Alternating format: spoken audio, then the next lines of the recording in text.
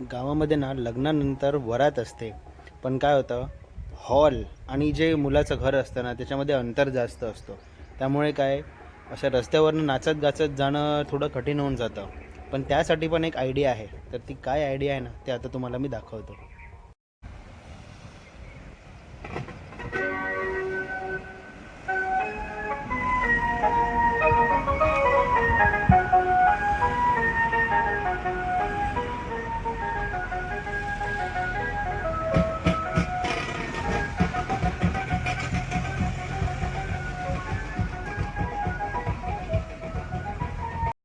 आता अंतर जास्त असल्यामुळे असं रस्त्यावरनं नाचता वगैरे येत नाही. मग काय आयडिया केली जाते की एक टेम्पो असतो ज्याच्यामध्ये बँजोवाले असतात आणि त्या टेम्पोमध्येही वरातीतली माणसं असतात.